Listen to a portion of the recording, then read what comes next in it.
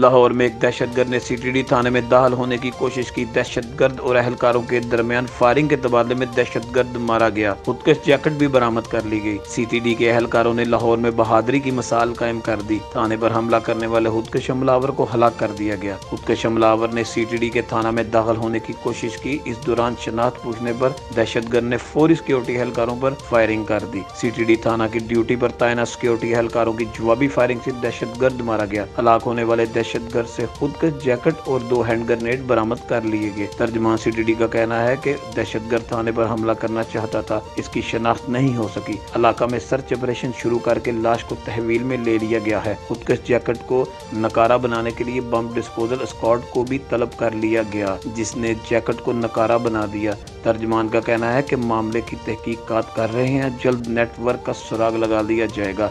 दहशतगर्द की लाश को मियां अस्पताल में मुर्दाखाना मुंतकिल कर दिया गया।